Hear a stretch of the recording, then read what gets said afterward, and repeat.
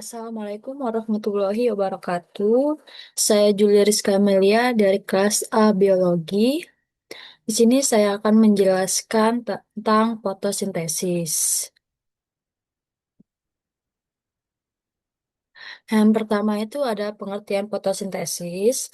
Fotosintesis adalah proses biokimia di mana tumbuhan, alga, dan beberapa bakteri menggunakan energi cahaya matahari untuk mengubah karbon dioksida atau CO2 dan air H2O menjadi glukosa C6H12O6 dan oksigen H2O.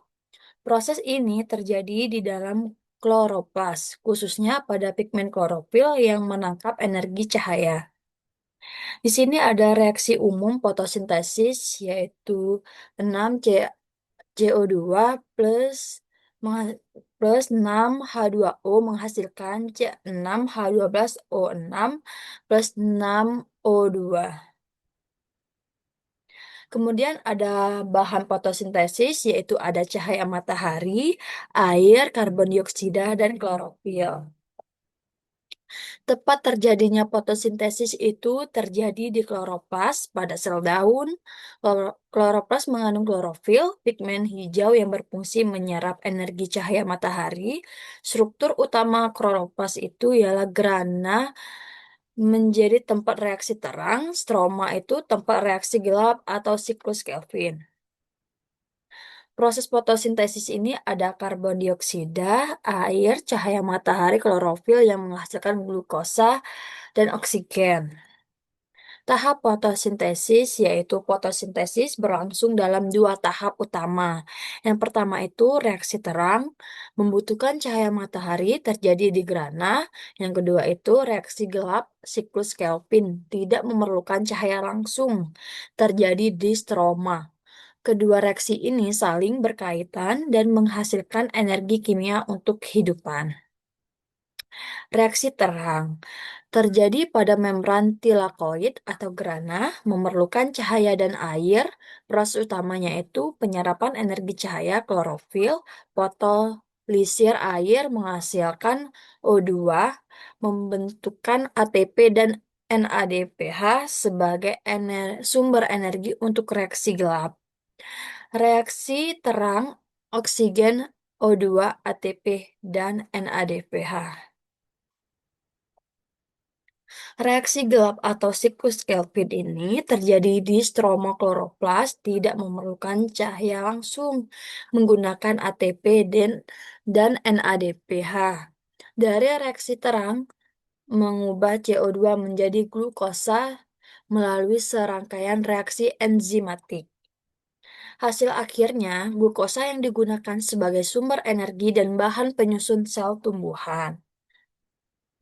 Faktor-faktor yang mempengaruhi fotosintesis yaitu yang pertama itu ya, identitas cahaya. Semakin tinggi cahaya, semakin cepat fotosintesis hingga titik jenuh. Yang kedua itu ada konsentrasi CO2. Semakin tinggi CO2, laju fotosintesis meningkat sampai batas tertentu. Yang ketiga itu adalah suhu. Enzim bekerja optimal pada suhu 25-35 derajat Celcius. Yang keempat itu ada air. Kekurangan air menghambat fotolisir dan menutup stoma. Yang terakhir itu ada kandungan klorofil. Semakin banyak klorofil, semakin efisien penyerapan cahaya. Di sini ada fungsi dan manfaat fotosintesis. Manfaat proses fotosintesis tidak hanya bermanfaat bagi tumbuhan, namun juga bermanfaat bagi seluruh makhluk hidup, yaitu menghasilkan oksigen untuk bernapas makhluk hidup, menghasilkan glukosa sebagai sumber energi utama, menjaga keseimbangan gas di atmosfer, CO2, menghasilkan O2 dasar dari rantai makanan di ekosistem, menyokong pertumbuhan dan perkembangan tumbuhan. Selanjutnya itu ada contoh dan bukti fotosintesis. Contohnya itu daun tanaman terkena cahaya menghasilkan pati dapat diuji dengan larutan iodin. Buktinya itu terbentuknya oksigen gelembung udara pada percobaan tanaman air LODA. Buktinya itu ada uji pati pada daun menunjukkan hasil biru kehitaman setelah terkena iodin. Dan di sini ada menurut jurnal ilmiah, menurut Thais dan Tiger 2020 dalam jurnal Plant Physiology, fotosintesis merupakan proses kompleks yang menjadi dasar semua kehidupan eutropik dan efisiennya tergantung pada penyerapan foton oleh kompleks antena klorofil. Penelitian modern juga menunjukkan peran protein dan elektron transport chain dalam meningkatkan efisiensi menangkap energi. Nah, kesimpulan yang didapat yaitu fotosintesis adalah proses pembentukan glukosa dari CO2 dan H2O dengan bantuan cahaya matahari. Proses ini terjadi di kloroplas melalui reaksi terang dan gelap. Hasil utamanya berupa glukosa dan oksigen.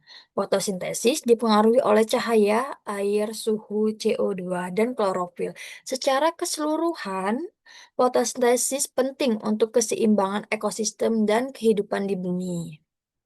Referensi yang saya ambil yaitu di sini. Dan terima kasih. Sebelumnya, wassalamualaikum warahmatullahi wabarakatuh.